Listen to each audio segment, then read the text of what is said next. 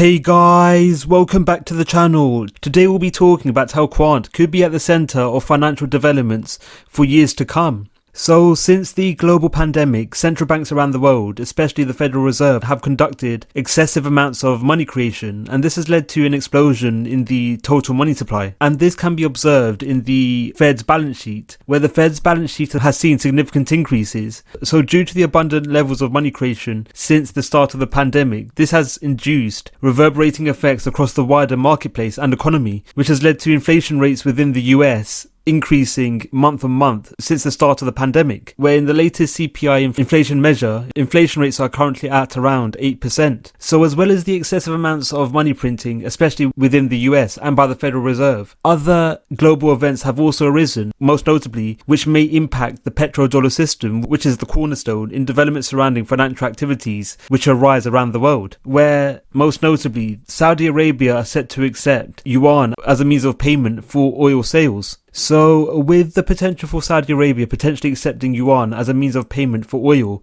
this could have reverberating effects, especially in terms of the petrodollar system, where at the moment, if a nation wishes to purchase oil from an OPEC nation, including Saudi Arabia, such nations can only do so through the usage of US dollars. So with Saudi Arabia being potentially set to enable China to buy oil through the usage of yuan, this could lead to reductions in the strength of the dollar, and less countries will be reliant on the dollar to purchase oil. So this could have reverberating effects across the wider US marketplace and economy, and as a result, the dollar's world reserve currency status may be at risk. So with the US dollar being the world reserve currency, this has led to the US having exorbitant privileges, especially in terms of being able to create money to purchase oil. And this has seen a number of critics around the world seeing the privileges the US experiences as being unfair. And this point was actually echoed during Bretton Woods, where the world-renowned economist John Maynard Keynes echoed how a single reserve currency could lead to a nation having excessive economic power and strength. And this led to Keynes pushing for the rolling out of the Bancor, which sees a number of currencies being named as world reserve currency, so no one country has excessive global economic power. So with the US dollar looking potentially likely to lose its status as being the world reserve currency, innovations may be put into place which may lead to the Bancor being rolled out. So with current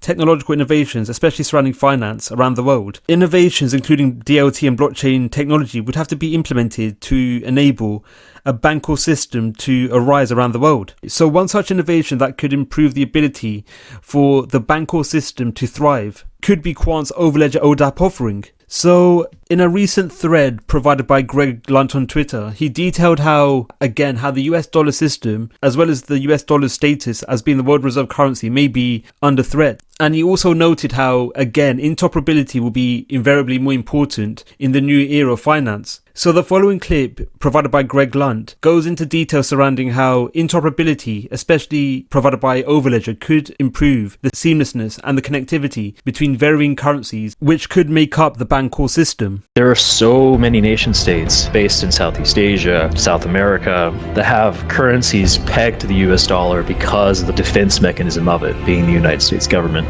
But we're seeing a transition away from dollar dominance. John Maynard Keynes, he's a classic economist. He originally thought it would actually be better if we had a basket of currencies, one global coin. And I think his prediction, this is something that we're going to see take place. And for such a transition, you need many things, but I think first and foremost, you need interoperability. You need interoperability between different systems. You need interoperability between the users, the assets. You need cross-domain communication with minimal trust assumptions. And this ability to compose different utilities between each other is an absolute necessity for this incoming crypto world order, so to speak.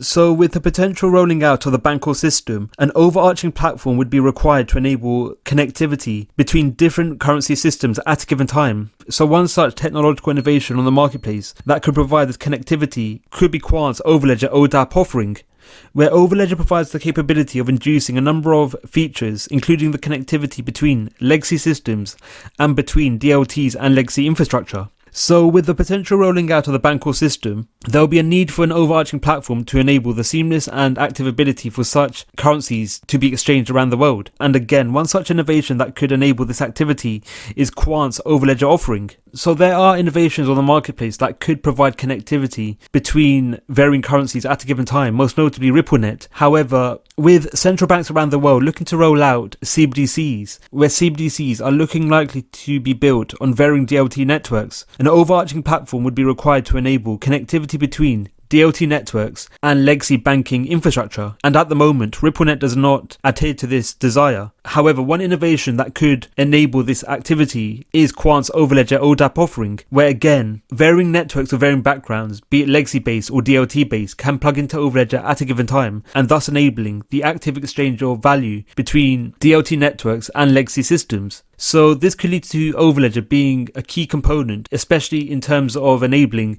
the Bancor system to thrive around the world. So as well as the potential rolling out of the Bancor system, again, central banks around the world are looking to implement and roll out CBDCs into their frameworks. So the rolling out of CBDCs will lead to improvements in the ability for actions surrounding KYC and anti-money laundering actions to arise more actively, where such actions will be facilitated and enabled through the utility and usage of smart contracts, which will be an underpinning characteristic associated with DLT-based CBDC infrastructure. So the need for smart contracts and the ability for datasets to be exchanged between varying central banks at a given time will require an ODAP offering to enable this action to emerge. So one such innovation, again, that could enable the seamless ability for varying datasets, including information in regards to KYC and other financial datasets, is Quant's overledger ODAP offering. And this is coupled with Quant's other offering in multi-chain apps, where multi-chain apps involve varying blockchains directly plugging into overledger at a given time,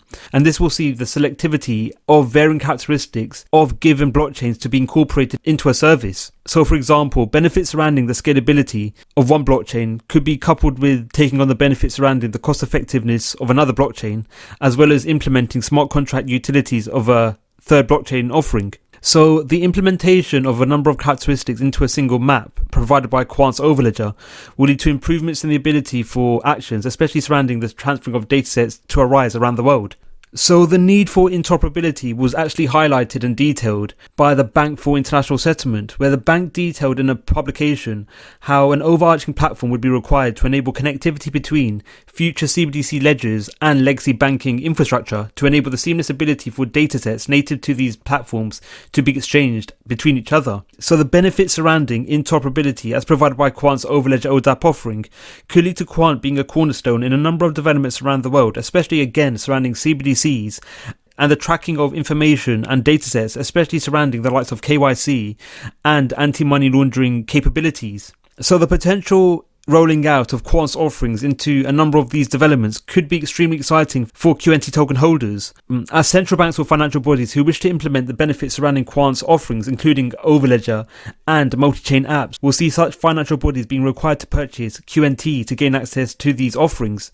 So with the active purchasing of more QNT by the likes of these financial bodies, this will lead to increases in the demand for QNT, and as a result the price of QNT may see synonymous increases, especially as time progresses and when CBDCs are rolled out around the world. What are your thoughts on Quant? Do you think Quant will be at the centre of financial developments? Let us know your views in the comments below. Thank you for watching Crypto Clan. Don't forget to like, subscribe and click on the notification bell. Let us know your views in the comments below. Thank you for watching and we'll see you in the next video.